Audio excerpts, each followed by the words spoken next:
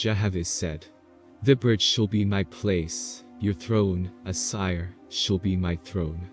Send sheriffs out into all the divisions of heaven where you have destroyed the evil kingdoms. And your sheriffs shall arrest all the false gods whom you have dispossessed, and bring them here, so I, Jehovah, may speak with them face to face. Then Osiris spoke to the sheriffs, saying, Go out into all the divisions of Atmospheria, and arrest and bring here all the false gods whom I, Osiris, have dethroned, saying to each of them, Osiris, God of the lower heavens, commands your presence. Come, and hear the voice of your Creator, Jehovah. But the situation, shall happen that many false gods will fear to come, because of the light, lest their evil deeds be seen. Therefore, say to all these that are fearful, the light will be lowered for a short space of time. Come, therefore, quickly. To all the knots, where the false gods are enveloped, you, O sheriffs of Osiris, shall take a sufficiency of umbri, dense nebulae manifested by us Etherians as a vast cohesive conglomeration, so that you may release them, the false gods. But leave a sufficient guard with the knot to keep them, those who are loyal to the false gods, in their places. Thereafter, the sheriffs went abroad, as commanded, being sufficiently provided with attendants and all things required for such adventures. And after many days, the false gods were arrested and brought before the throne of God, Osiris, Jehovah's son. And on that occasion there were assembled 100,000 archangels, of whom 2,000 had risen to the rank of gods and goddesses, and 30,000 to the rank of lords and lordesses. Osiris said to the false ones, Brothers, greeting, in the name of Jehovah. Neither shall you fear, nor be expectant of torture or punishment. Though I, Osiris, come in all power, my words shall be tempered with wisdom. But I can be no respecter of persons, such as pretenders who claim to be more than what they are, as in professing to be Apollo. Nor shall I swerve one fraction from Jehovah's commandments, for anyone placing themselves above Jehovah and his will, cannot be given respect as to their personage, which they base upon their name, title, position, etc. Therefore, you false ones should expect nothing based upon such erroneous tenets. Furthermore, the bondage of all men was in the Father, who is Jehovah. For, before you were conscious individuals, Jehovah stretched forth his hand, and you came forth from void, which was your prison in which yourselves had been as nothing. In likeness of the Father, Jehovah, I, Osiris, came to deliver those souls of men that you, O false ones, had bound, and through him, Jehovah, I have attained power to that end. So, in likeness of him, also, I cannot bind you, or cast you in prison.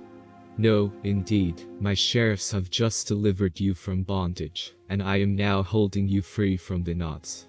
Most of you false gods are learned men of the second resurrection, but you have used your wisdom for self-glorification, being proud to call yourselves gods, not teaching the unlearned of Jehovah and his kingdoms, but falsely teaching that your own kingdoms were the all-highest, and so, shutting out the true light from the unlearned. O you false gods, Jehovah has blessed you all with strong minds and handsome forms, as a result of which, you have each falsely proclaimed you were Apollo. Do not think that this matter was unknown in high heaven. I, Osiris, have here the reports of swift messengers, which were brought to me in the firmament above. I did not come in ignorance of what you were doing, neither did I come in weakness. More than 100 billion, who have been raised up to Etheria from the earth and its heavens, stand at my side, the side of Osiris. Beside these, 1,000,000 times as many Etherians, from other worlds, and above all of these, the great Orion chiefs, and yet beyond, and over all, great Jehovah. O you false gods, have I, Osiris, not proved my power before you all? Did I go away in a corner and say, Come, I will show you my power? No, I came close to you all. As the Father first proves power, so have I. After that, wisdom. So that I may talk to you in wisdom, I had you arrested and brought here. Hear me then, and remember my words. In former cycles, the high gods who descended to these heavens, finding false gods, simply liberated their slaves, but put no labor of restitution, of restoration, on the false gods. This lack of labor was because the false gods of those periods were too imbecile and unlearned. But the earth and her heavens have progressed to a higher state. And with progression comes, also, responsibility. With learning comes responsibility, and with wisdom, also. You, O false gods, bound your subjects to your kingdoms, and you now perceive you cannot put them aside. You taught them your kingdoms were the all-highest, of this they must now be unlearned. You taught them that you were the all-highest gods. They must be unlearned in this, also. You put aside the ancient rites and ceremonies in which the name of Jehovah was used, teaching them to sing to you only. They must be taught new songs, substituting in such melodies the Great Spirit, to whom none can attain, forever. You taught them to be unthinking, and contented as slaves. They must now be taught to think for themselves, and to labor for everlasting liberty. And now, touching the law of the resurrection, remember, this law is the same in all the created worlds, which is, that the spirit of man grows, by giving away whatever the spirit has to give. If you have great learning, and you give of it, then more learning shall be added to you.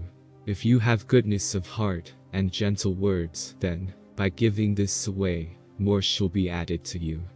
If you have craft in inventions or mechanics, and you bestow of these talents to others, then more will be added to you. As the corporeal man accumulates corporeal things by not giving them away, not so accumulates the spirit of any man.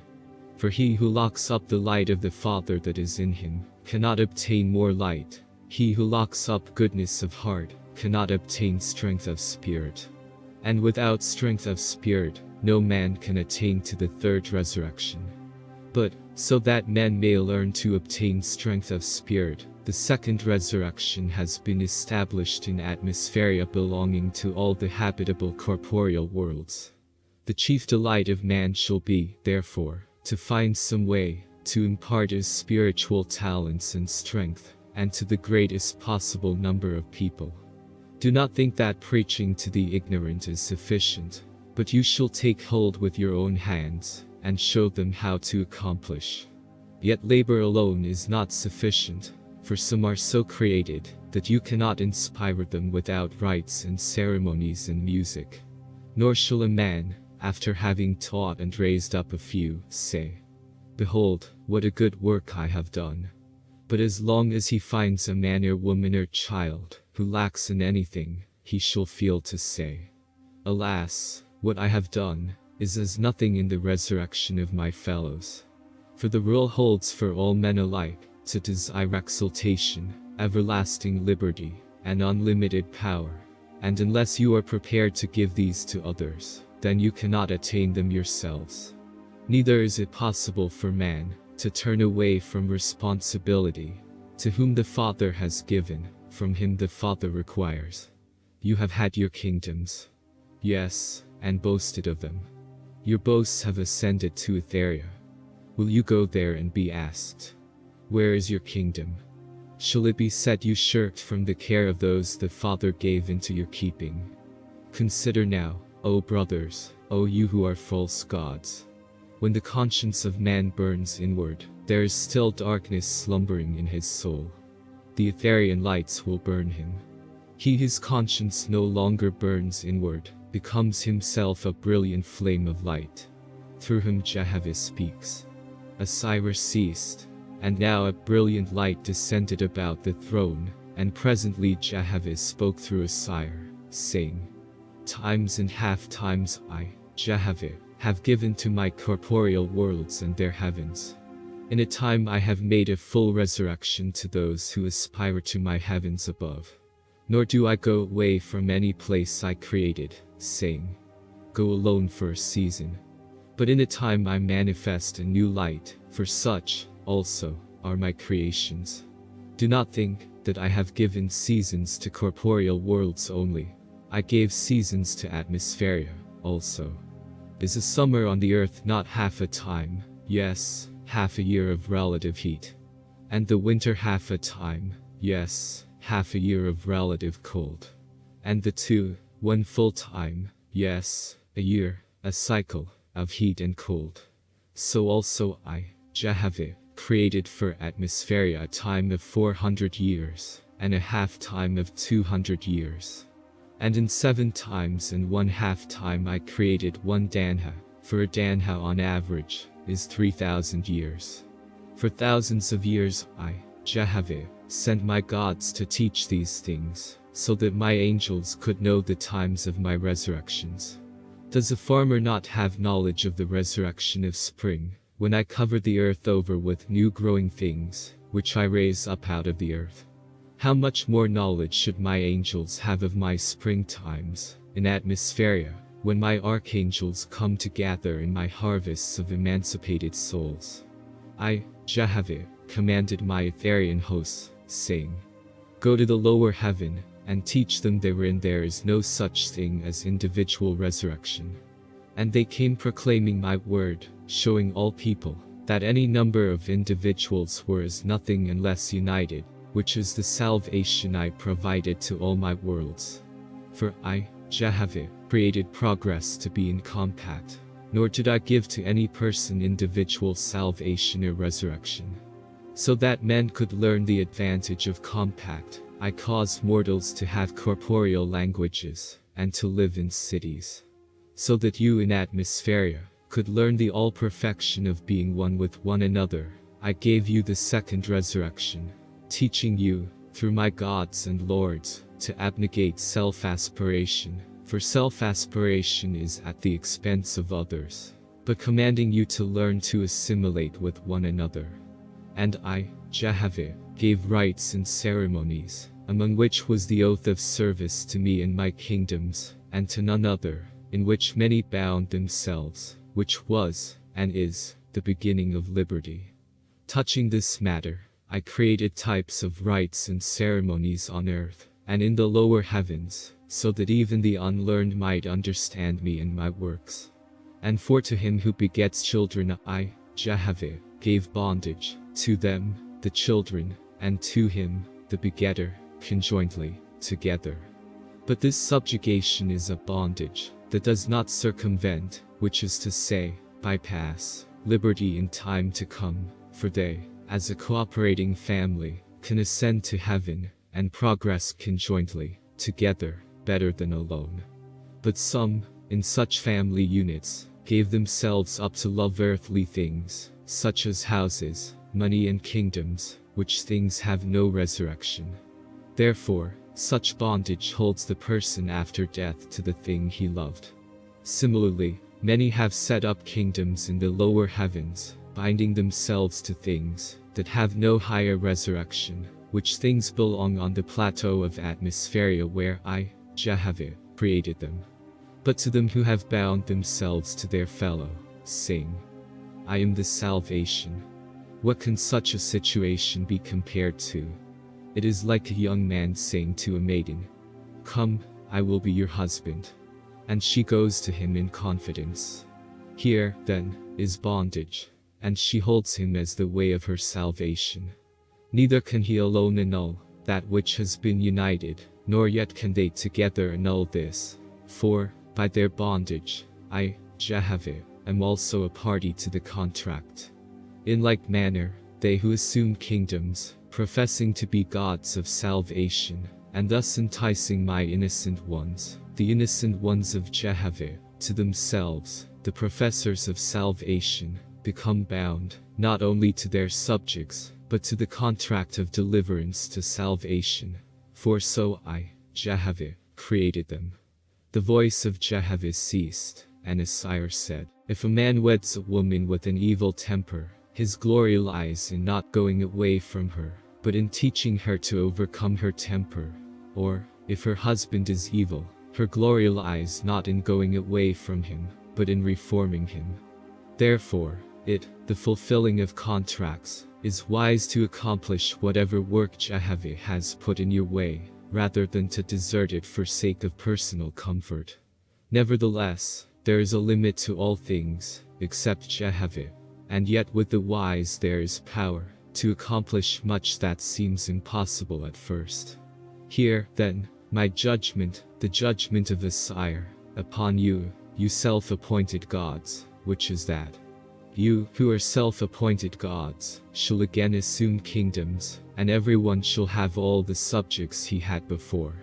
And you shall be provided with places and thrones by my archangels, the archangels of a sire, and with councils of my archangels, also.